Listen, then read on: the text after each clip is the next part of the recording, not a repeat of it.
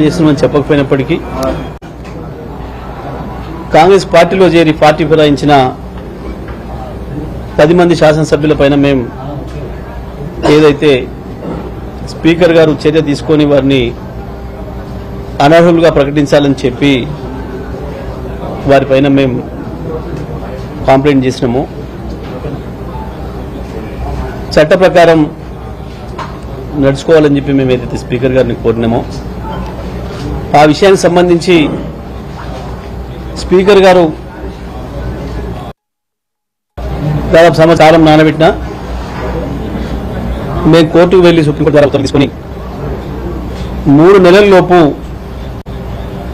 Speaker గారు దీనిపైన నిర్ణయం చేయాలని చెప్పి సుప్రీంకోర్టు ఏదైతే ఉత్తర్వులు ఇచ్చిందో దానికి లోబడి స్పీకర్ గారి మధ్యన ఒక 15 రోజుల క్రితం వాళ్ళకి నోటీసులు ఇవ్వడం, దాంట్లో కొంతమంది మళ్ళీ స్పీకర్ గారికి సమాధానం చెప్తూ సరే మేము అమాయకులం మాకేం తెలియదు అని చెప్పి మాకు ఇంకా కేసీఆర్ గారి పైన విశ్వాసం ఉంది, బీఆర్ఎస్ పార్టీ పైన నమ్మకం ఉంది అని చెప్పి ఏదైతే సమాధానాలు ఇచ్చిందో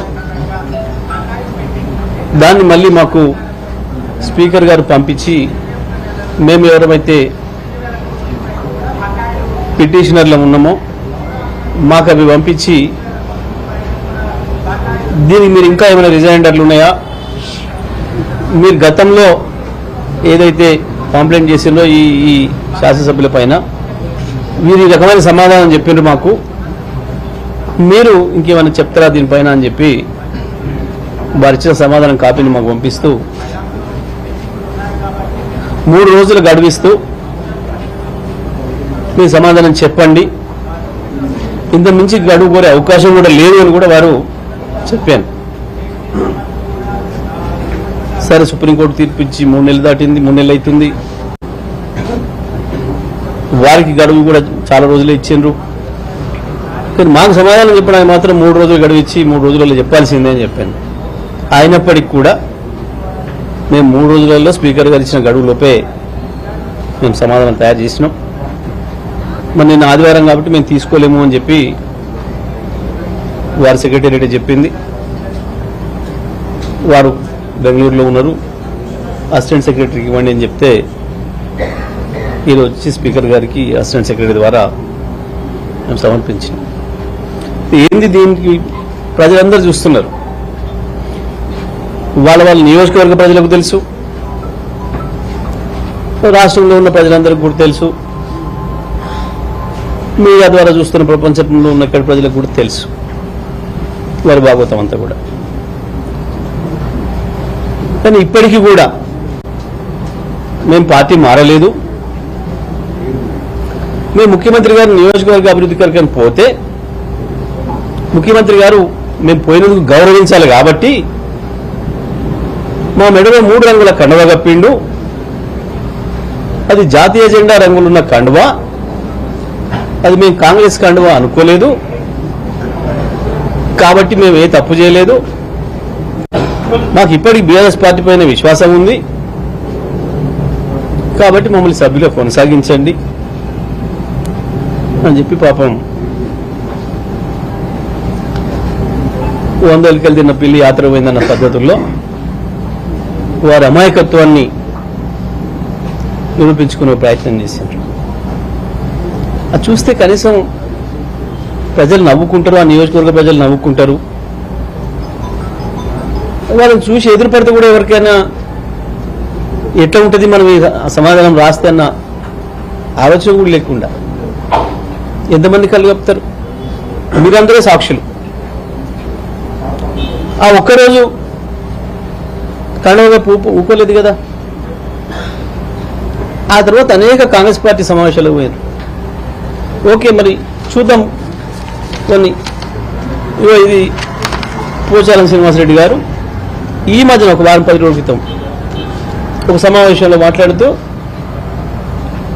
మాట్లాడుతున్న ఎమ్మెల్యే పోచారం శ్రీనివాసరెడ్డి స్థానిక సంస్థల ఎన్నికల్లో కాంగ్రెస్ పార్టీ జెండా ఎగరేద్దాం. ఇది కూడా తప్పేనా? మీడియా తప్ప? మొత్తం ఒక్కరంటే ఏదో పొరపాడవచ్చు, పొరపాట్లు వినొచ్చు. ఎదురుగా మొత్తం మీడియా ప్రతినిధులు తప్పే విన్నారు, ప్రజలు తప్పే విన్నారు. ఆయన మాటనేమన్నా AI ద్వారా ఇట్లా మార్చి ఆయన బీఆర్ఎస్ పార్టీని గెలిపిద్దామంటే కాంగ్రెస్ పార్టీని గెలిపిద్దాం అన్నట్టు వచ్చేటట్టు చేశారు. ఎవరైనా మాయ చేసి ఓ దిక్కు లోకల్గా ఉన్న కాంగ్రెస్ అభ్యర్థులు వీళ్ళ మీద ఓడిపోయిన వాళ్ళు దాడి చేస్తూనే ఉన్నారు, మా పార్టీలోకి వచ్చి మమ్మల్ని ఆశయం చేస్తున్నారు అని చెప్పి. ఇంత స్పష్టమైన సాక్ష్యాలు ఉన్నాయి ఎదురుగా. అయినా బుకాయిస్తాం. ఓకే, మరి ముఖ్యమంత్రి గారిని వీరింటికి నా నియోజకవర్గంలో సమస్యలు ఉన్నాయి అని అంటే, అది అట్లనే అన్న నేనే వస్తాను సమస్యలు తీరుస్తానికి అని చెప్పి వాళ్ళ ఇంటికి పోయిండట. ముఖ్యమంత్రి గారు పోయినాడు, వారు చెప్పిన సమాధానంలో, వారు ఆశించిన దాంట్లో వచ్చి చాలా తీవ్రమైన సమస్యలు ఉన్నాయి రైతాంగానికి, నా దగ్గర పరిష్కారం ఉంది, నన్ను అడుక్కోపోవాలని వచ్చింది ముఖ్యమంత్రి పరిష్కారం అని చెప్పి రాసిండు దాంట్లో. మరి ముఖ్యమంత్రి ఒక గారు మరి గీనోరు రాహుల్ గాంధీ ఎందుకు కలిసిండు? ఏమనాలి, దీన్ని ఏమనుకోవాలి? ఇంత ఇదేంటిది? కాంగ్రెస్ పార్టీ ప్రచార రథం. ముఖ్యమంత్రి అంటే నీటికి నీ నియోజకవర్గ సమస్యలు తీరుద్దామని చెప్పి వచ్చిండు. మరి ఇదేంది? ఇది ఎవరిది ఉండాలి? కేసీఆర్ది ఉండాలి కదా. నీ కేసీఆర్ మీద నమ్మకం ఉంటే, బీఆర్ఎస్ పార్టీ పైన విశ్వాసం ఉంటే, కేసీఆర్ పైన నమ్మకం ఉంటే, ముఖ్యమంత్రి గారి కండువ కాంగ్రెస్ది కాదని అనుకుంటే నువ్వు ఏం తిందన్నట్టు ఏం సమాధానం చెప్తారు దీనికి? బీఆర్ఎస్ కార్యకర్తలకి ఏం చెప్తారు? కాంగ్రెస్ కార్యకర్తలకి ఏం చెప్తారు? మీ నియోజకవర్గ ప్రజలకి ఏం చెప్తారు? సరే, స్పీకర్ కూడా ఏందో అనుకుందాం, కాసేపటికి నువ్వు చెప్పింది నమ్ముతాను అనుకుందాం. మిగతా వాళ్ళు ఎట్లా నమ్మాలి? కోర్టులు ఎట్లా నమ్మాలి?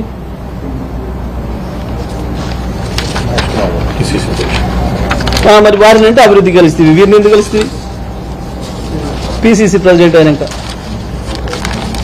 మహేష్ కుమార్ గౌడ్ని కలిసి అభినందనలు చెప్పిన ముచ్చట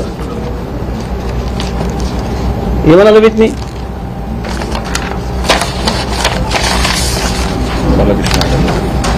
సరే, ఇది కృష్ణమోహన్ రెడ్డిది, డాక్టర్ సంజయ్, ఇది సంజయ్, డాక్టర్ సంజయ్ పాపం ఇంకా చాలా ఆయన ఇచ్చిన దాంట్లో ఇన్ని అభివృద్ధి పనుల కొరకు నేను అడిగినా అని చెప్పి దాని కొరకు మాత్రమే పోయినా సడన్గా కండవ కప్పిండు ముఖ్యమంత్రి. నాకు తెలియదు కాంగ్రెస్ కండవ అని నేను అనుకోలే అని చెప్పి అమాయకంగా రాసిండు అందులో. మరి గిదేనిది? నవ తెలంగాణ పేపర్లో అడ్వర్టైజ్మెంట్ ఏమని?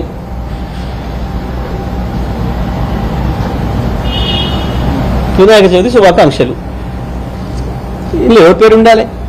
ఎవరి ఫోటో ఉండాలి? కేసీఆర్ ఉండాలి కదా. బీఆర్ఎస్ పైన విశ్వాసం ఉంటే, కేసీఆర్ పైన విశ్వాసం ఉంటే కేసీఆర్ ఫోటో ఉండాలి కదా. గీడ ఉంటే ఇక్కడ కేటీఆర్దో, హరీష్ రావుదో, ఆ జిల్లా నాయకులు గంగుల కమలాకర్తో వాళ్ళది ఉండాలి కదా. మరి వాళ్ళ ప్లేస్లో ఎవరు ఉన్నాయి? సోనియా గాంధీ, రాహుల్ గాంధీ, ఖర్గే, ప్రియాంక గాంధీ, ఇప్పుడు ఇన్ఛార్జ్ ఆమె పేరేంది? మీనాక్షి, భట్ విక్రమార్క, మహేష్ గౌడ్. ఇదా బీఆర్ఎస్ పార్టీ పైన విశ్వాసం?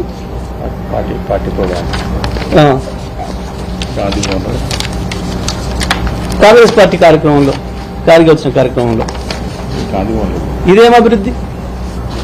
ఏ నియోజకవర్గ అభివృద్ధి పోయినట్టు? ఇక్కడ గాంధీ భవన్కి, కాంగ్రెస్ పార్టీ మీటింగ్కి, కారికి వచ్చిన మీటింగ్ అది. ఏమనాలి వీటిని? గాంధీ భవన్లో బహుశా ఇది మీరు గాంధీ భవన్ చూసినట్లయితే ఐడియా ఉంటుంది ఇది, ఈ ఫోటో ఎక్కడ దిగిందో. ఇవన్నీ సరే, ఇలా అందరు ఎట్లా ఉన్నాయి? ఇంత స్పష్టంగా అవకాశం ఇచ్చిన పార్టీకి, గెలిపించిన ప్రజలకి ద్రోహం చేసి పార్టీ ఫిరాయించి మీ వ్యక్తిగత ప్రయోజనాల కొరకు నమ్ముకున్న వాళ్ళని నమ్ముకొని చెడ్డ పని చేసిందే కాక ఇంకా తప్పించుకుందామని, దాంట్లో నుంచి ఏదో టెక్నికల్ అంశాలతో తప్పించుకుందామని ఎన్ని రోజులు వీలైతే అన్ని రోజులు వెంటిలేటర్ మీద కొనసాగుదామని ఒక ప్రయత్నం చేస్తున్నారు. వాస్తవానికి ఒప్పుకొని తప్పు చేసిన ఆనాడు ఏదో క్షణికావేశంలో పోయినామో, ఏదో తొందరపాటు ఆశలు పెడితే పోయినామో, పొరపాటు చేసామని చెప్పి నియోజకవర్గ ప్రజల ముందర ఒప్పుకొని ఆడ కొనసాగదలుచుకుంటే రాజీనామాలు చేయాలి. లేదనుకుంటే వచ్చి ఆ ముచ్చట కేసీఆర్ కాడ పెట్టుకోవాలి. ఈ పిటిషన్ అన్నా మేము మిమ్మల్ని వదిలిపెట్టిపోలేదు, మేమేదో అభివృద్ధి కొరకు పోయినాం, ఏదో అపోహపడి జయశ్రీటో వివేకానందనో ప్రభాకరో తెలియక మా మీద పిటిషన్లు ఇచ్చారు. ఇప్పుడు మీరు మన్నించడం కేసీఆర్ కాడికి పోవాలి. వాస్తవానికి నోటీసులు వచ్చినాక ఏం జరిగింది? 10 మంది కేసీఆర్ దగ్గర ఓట్లు ఎక్కడ పోయినరు? రేవంత్ రెడ్డి ఇంటికి పోయింది. రేవంత్ రెడ్డి ఇంట్లో ఓ సమాలోచనలు జరుగుతున్నాయి గంటల తరబడని మీ మీడియా ద్వారానే చూసినాం. రేవంత్ రెడ్డి మీకు భరోసా ఇస్తున్నా, మీ భవిష్యత్